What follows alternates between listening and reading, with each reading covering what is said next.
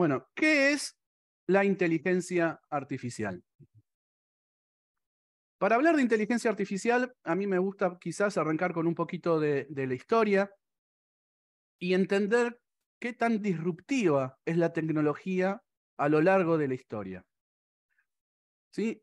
El punto que voy a tomar de referencia para arrancar la charla va a ser puntualmente la Segunda Guerra Mundial, que es cuando empezó la era del cómputo. Pero hasta ese momento, cuando alguien me preguntaba a mí, y calculo que a muchos de ustedes les pasará igual, cuando le dicen ¿qué es la inteligencia artificial? Lo que se nos viene a la cabeza es la ciencia ficción, ¿sí? Historias de este estilo, que nos despiertan curiosidad y algunas veces también nos da miedo en decir, bueno, en algún momento la inteligencia artificial va a tomar conciencia, va a entender que el humano es peligroso y se va a poner en contra nuestro, como es la historia de Matrix y de Terminator, ¿sí? Y la verdad que todas esas ideas están fantásticas para entretener, pero no ayudan mucho a que uno interprete y entienda bien qué es la inteligencia artificial y qué hay detrás de la inteligencia artificial. Y como toda tecnología, esa inteligencia artificial se puede usar para cosas buenas o para cosas malas, ¿sí? La tecnología en sí no es mala, lo que evaluamos como bueno o malo es el uso que le damos nosotros. Como ejemplo, les decía, quiero remontarme a la Segunda Guerra Mundial y mostrarles este video, que lo que estamos viendo acá, no sé si alguno lo conoce, es la máquina Enigma. La máquina Enigma era una máquina que parecía una máquina de escribir, la cual usaban los alemanes para encriptar los mensajes entre los generales y el frente y las comunicaciones que había internas en el ejército. Tenía un sistema de rotores, ¿sí? Esos que está desarmando ahí en este momento, el cual por cada tecla que iban apretando, esos rotores iban girando y tenían todo un circuito que en forma mecánica iba cambiando una secuencia, y el objetivo de esa secuencia era la de encriptar el mensaje. ¿Y cómo era esto de encriptar el mensaje? Bueno, cuando uno encripta un mensaje, lo que hace es cambiar la forma en la que se escribió ese mensaje bajo un código. Y la única forma de entender e interpretar ese mensaje es justamente sabiendo cuál es la forma o el código para desencriptarlo. Entonces, ¿qué hacían los alemanes? Para transmitir, ellos ya habían pactado durante todo el mes una cantidad de códigos que iban usando día a día. Entonces, ¿qué hacían? Inicializaban con esos códigos y este sistema de clavijas la máquina, iban apretando las teclas dando el mensaje, ¿sí? En esa época los mensajes se transmitían a través de código Morse, con lo cual, si del otro lado o en el medio alguien interceptaba el mensaje, podía escucharlo. Pero como esto iba encriptado, modificado, era más difícil de interceptar. ¿Cuál era ese método de encriptación? Bueno, apretaban una tecla, por ejemplo la E, y el sistema automáticamente la cambiaba por alguna otra tecla, según ese código de inicialización. En ese caso, una J. ¿Sí? Apretaban la N, se prendía la T, y así van cambiando. La persona que estaba al lado del que estaba tecleando iba con código Morse diciendo cuál era el mensaje. Del otro lado, conociendo cuáles eran las claves que había que poner en esos rotores y qué clavijas había que conectar y cuáles no, podían agarrar ese mensaje, volverlo a tipear y de esa forma lo desencriptaban. Esta máquina le permitía a los alemanes hacer la vida a los aliados mucho más difícil. ¿Por qué? Porque por más que trataran de interceptar los mensajes, este código con el cual inicializaban cambiaban cada 24 horas, lo cual hacía prácticamente imposible detectar o por ingeniería inversa obtener cuál era ese mensaje. Entonces, para esa época, los aliados, por el lado de Inglaterra, convocó a Alan Turing. Alan Turing era un matemático que se especializaba en todos estos tipos de código de criptografía, y a él se lo considera el padre de la computación. ¿Por qué? Porque él construyó una máquina que lo que permitía hacer era probar todas estas secuencias muy rápido. Hasta ese momento había personas tratando de hacer ingeniería inversa y probando todas las combinaciones posibles que podían llegar a ver para poder tratar de, por ingeniería inversa, obtener el código. Pero como ese código y esa palabra clave, ¿sí?, cambiaba por cada día, esto se hacía muy difícil. Lo que necesitaban tener era mucha potencialidad de cálculo, hacer los cálculos mucho más rápido para poder desencriptarlo antes que el código cambie. Si lograban hacer eso, ya encontraban cuál era el patrón de encriptación y por más que el código cambie, después podían volver a desencriptarlo. Entonces lo que hizo Alan Turing, generó una máquina muy similar a esta, a la máquina Enigma, pero mucho más grande, con muchos más rotores, y que tenía la posibilidad de hacer cálculos mucho más rápido que lo hacían las personas hasta ese momento. Pero esta máquina además tenía una particularidad. Si bien en esa época existían máquinas de calcular, mecánicas, ¿sí?, calculadoras haciendo las sumas aritméticas y demás, esta máquina lo que podía hacer era programarle tareas o secuencia de comandos para poder armar lo que se conocía como un programa, un algoritmo de procesamiento de datos. ¿Y cómo es que trabaja este algoritmo de procesamiento de datos? Acá les voy a mostrar un ejemplo.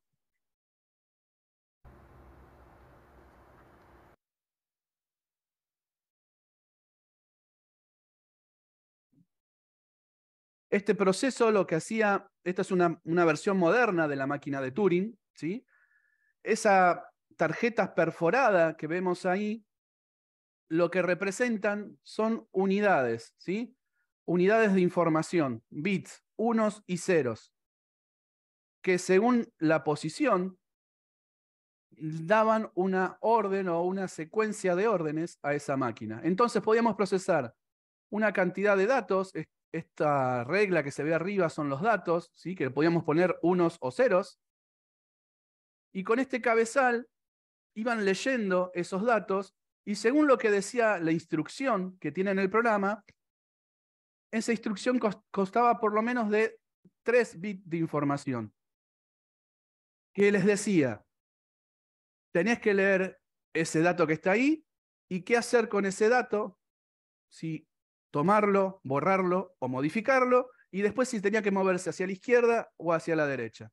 Combinando esos 3 bits de información, ya se generaban secuencias. Imagínense que yo puedo ir procesando la información, haciendo sumas, haciendo restas, haciendo cálculos mucho más rápido. Y está todo programado en un set de instrucciones dentro de esta tarjeta perforada. Y a la vez tenían como unas unidades de almacenamiento donde podían guardar, ¿sí?, una cantidad mínima, una memoria mínima de datos. No tenían gran cantidad de memoria, pero tenían una memoria mínima. ¿Eso qué le permitía?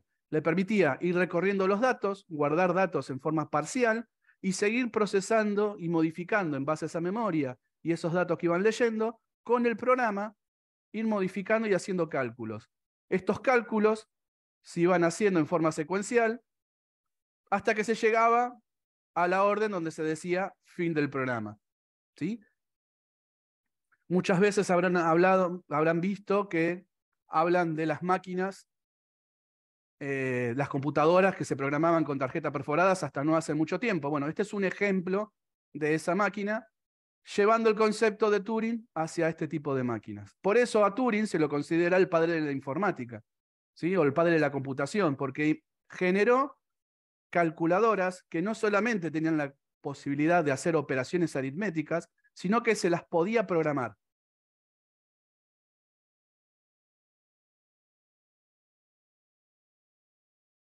Cuando Turing generó esto, armó un gran revuelo, salvó muchas vidas. Dicen que su máquina logró romper este código Enigma, con lo cual se salvó muchas vidas, y se dice que se adelantó por lo menos 2 años la duración de la guerra, con lo cual se salvaron vidas.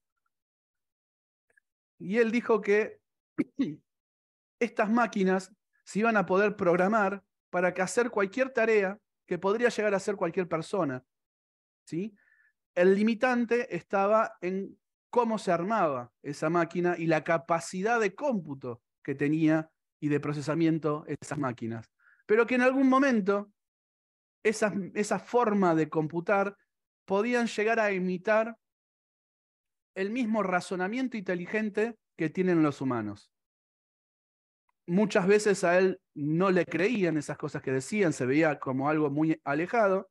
Entonces, él planteó luego de la posguerra, planteó un paper, ¿sí? un informe, donde estableció lo que todos popularmente conocemos como el test de Turing. Este test de Turing permite evaluar qué tan inteligente, ¿sí? puede convertirse una computadora, por ejemplo.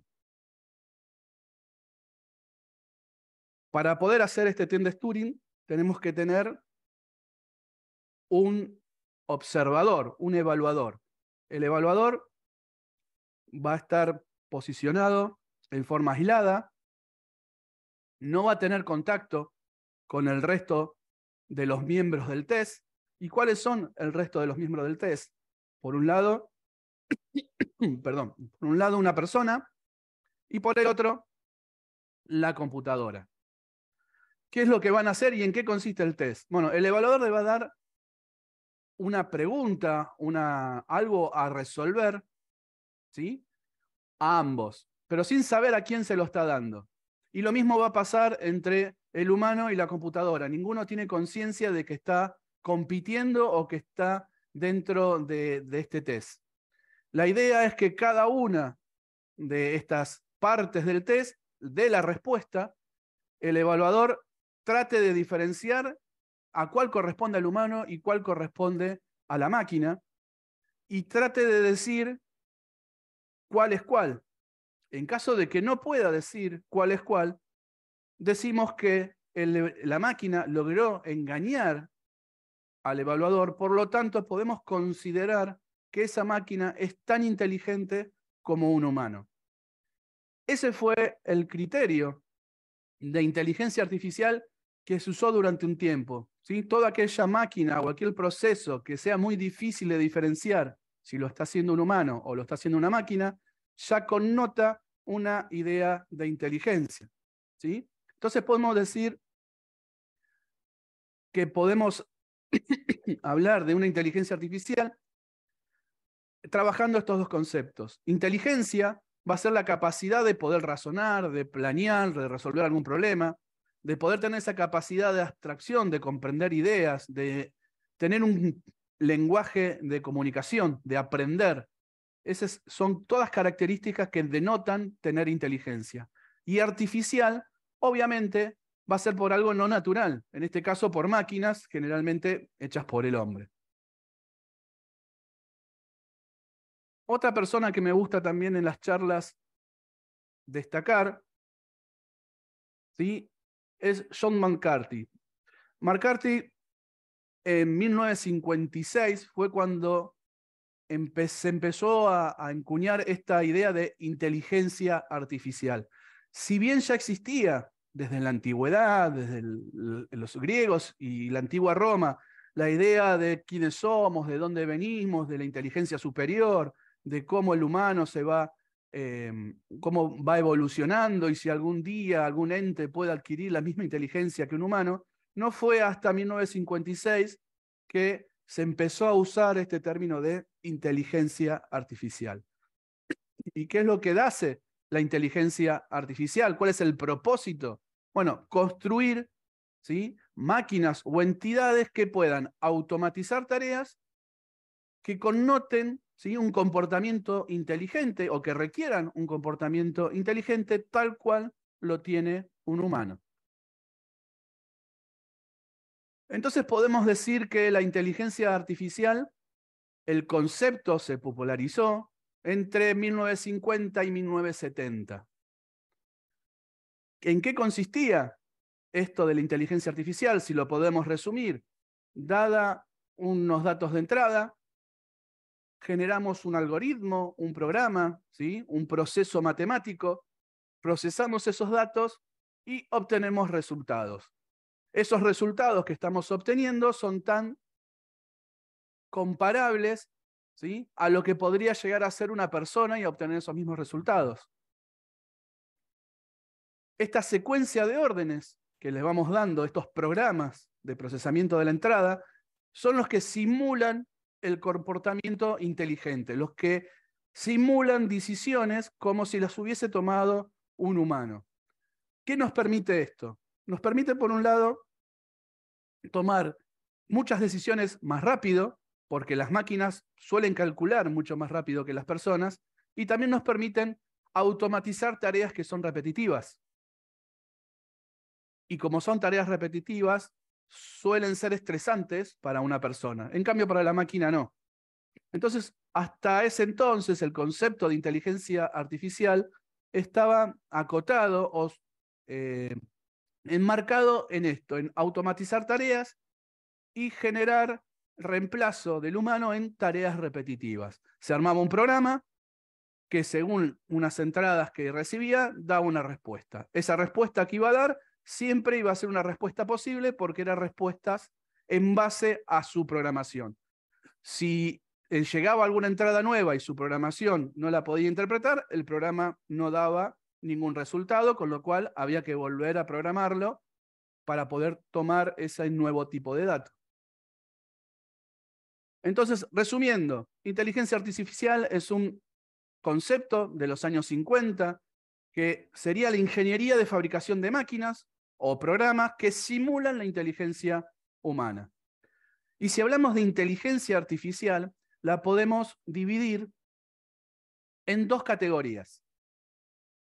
Una va a ser la de sus siglas en inglés ANI, ¿sí?, inteligencia artificial estrecha, que es toda aquella la cual utilizamos para resolver una tarea puntual o muy pocas tareas puntuales, ¿sí? Este tipo de inteligencias es la que tenemos hoy en día. Tenemos un montón de modelos, un montón de inteligencias artificiales que son muy buenas en una tarea puntual o en unas pocas tareas puntuales para las cuales fueron entrenadas o para las cuales se concibió su concepto. Y por otro lado, tenemos las AGI, ¿sí?, las inteligencias artificial general. ¿Qué es una inteligencia artificial general? Es aquella que puede llegar a hacer lo mismo que hace un humano, pero en todos los aspectos, ¿sí? No habría diferencia entre las tareas que puede hacer un humano y las tareas que puede hacer este tipo de inteligencia artificial. Este tipo de inteligencia artificial sería capaz de aprender cualquier tarea, no importa cuál sea, y desarrollarla igual o mejor que un humano. Entonces, hasta el día de hoy, no tenemos inteligencias artificiales generales, tenemos inteligencias artificiales estrechas, muy puntuales.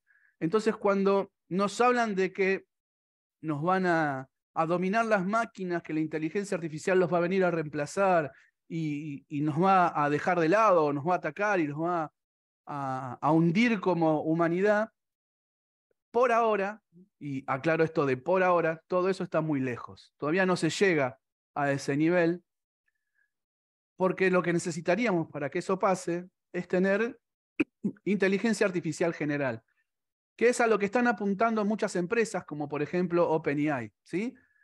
Ese tipo de investigaciones o ese tipo de empresas surgen tratando de buscar modelos que cada vez sepan hacer más tareas a la vez con un único modelo, que sea un modelo multitarea, que no sea un modelo solamente de traducción o de generación de imágenes o de procesamiento de texto, sino que pueda hacer cualquier cosa. Lo único que tiene que hacer es aprender, entender lo que tiene que hacer y lo hace.